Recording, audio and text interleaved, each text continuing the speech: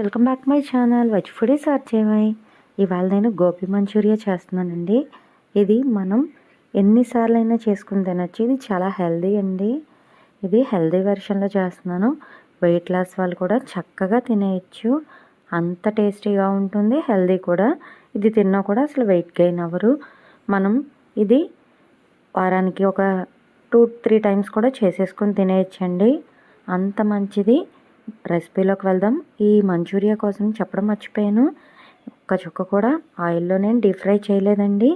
రెసిపీలోకి వెళ్దాం. ముందుగా ఒక కాలీఫ్లవర్ని తీసుకొని దాన్ని కట్ చేసుకొని వాటర్లో పెట్టి ఒక 10 మినిట్స్ తర్వాత ఉప్పు వేసిన వాటర్లో పెట్టానండి.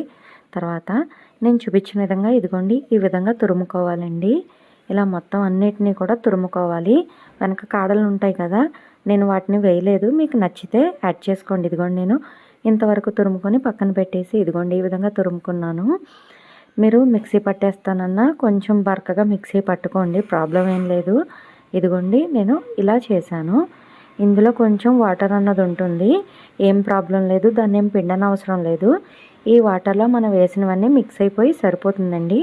అందుకోసం అని చెప్పి ఇందులో ఒక 2 స్పూన్ల కారం, 2 స్పూన్ల గరం మసాలా, 1 స్పూన్ ధనియాల పౌడర్, 1/2 స్పూన్ జీలకర్ర పౌడర్, ఇంకా ఒక చిటికెడు పసుపు, ఇంకా ఒక 4 నుండి 5 స్పూన్ల కార్న్ఫ్లవర్, ఒక 6 నుండి 8 స్పూన్ల మైదా కానీ గోధుమ పిండి కానీ వేసుకోవాలి. నేను ఇందులో ఇక్కడ మైదా వేసాను, అది అన్హెల్దీ కాబట్టి మీరు ఇందులో గోధుమ పిండి కూడా యాడ్ చేసుకోవచ్చు.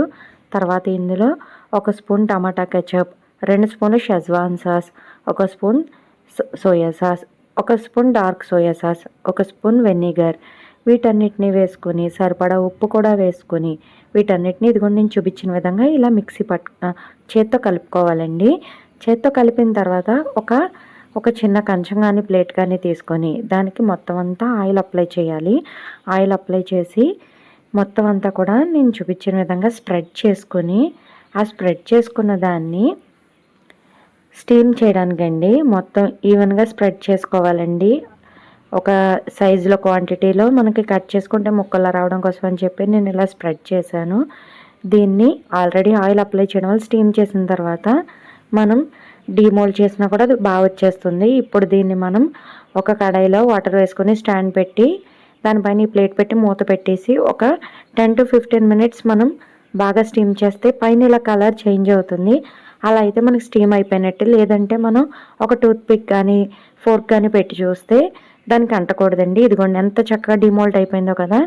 దీన్ని మనకు నచ్చిన షేప్లో కట్ చేసుకొని మనం దీన్ని నార్మల్గా మనం స్పైసెస్ అన్నిటితో కలిపి కుక్ చేస్తామండి. ఇప్పుడు నేను ఇలా కట్ చేసుకున్నాను. ఇప్పుడు మనం ఇలా నేను చూపించిన విధంగా ఇలా పొడుగ్గా కూడా కట్ చేసుకొని దీంతో కూడా మనం టిక్కీస్ కింద కానీ వేరే ఏదైనా కూడా చేసుకోవచ్చు. లేదంటే దీన్ని డైరెక్ట్ టమాటా సాస్లో కూడా డిప్ చేసుకొని తినేయచ్చు. అంత బాగుంది. మనం డీప్ ఫ్రై చేసిన టేస్ట్ వేరు కదండి, కానీ ఇది హెల్దీ వెర్షన్ కదా.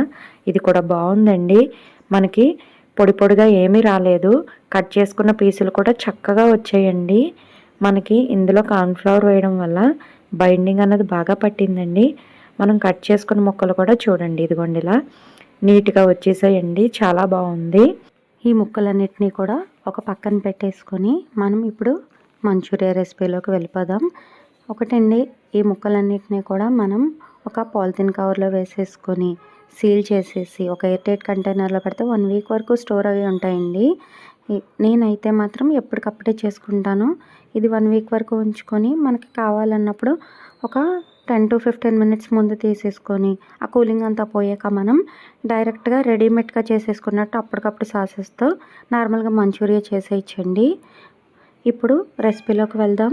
ముందుగా ఒక కడాయి పెట్టుకొని అందులో ఒక 2 పన్నీర్ క్యూబ్లు వేసుకొని అది బాగా మెల్ట్ అయిన తర్వాత 1 స్పూన్ చిన్నగా కట్ చేసుకున్న వెల్లుల్లి ముక్కలు కూడా వేసేసుకొని అల్లం ముక్కలు, ఇందులోనే ఒక అరచక్క ఉల్లిపాయలు, పచ్చిమిరపకాయలేమో ఒక 3 వేసుకున్నాను, క్యాప్సికమ్ 1 వేసుకున్నాను చిన్నది.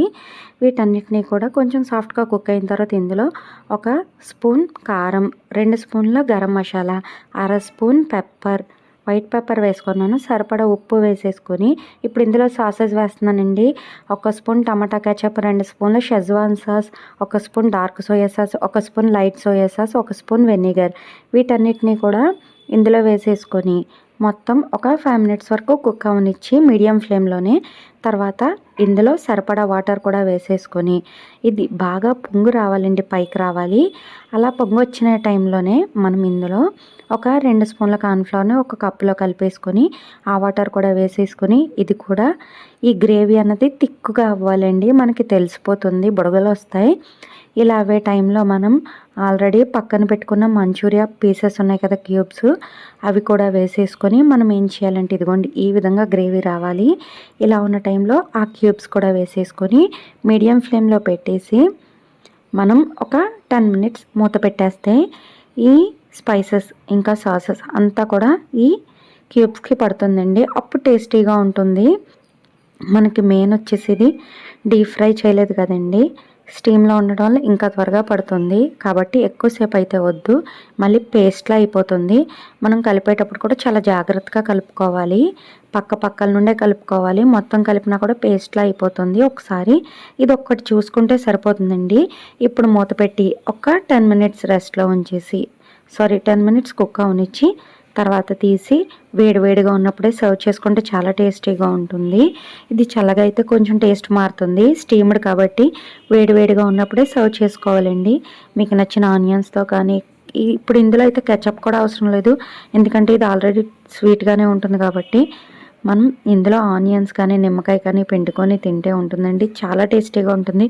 ఈవినింగ్ పర్ఫెక్ట్ స్నాక్ అండి ఇది మనం వీక్లో ఎన్నిసార్లు చేసుకోవచ్చు, అన్హెల్దీ కాదు కదండి. అందుకోసం అని చెప్పి మీకు నచ్చిందా, మీరు ట్రై చేస్తారా? ట్రై చేసి మీకు ఏ విధంగా వచ్చిందో కామెంట్ బాక్స్లో కామెంట్ చేయండి. నా ఛానల్ కొత్తగా చూసినట్లయితే సబ్స్క్రైబ్ చేయండి.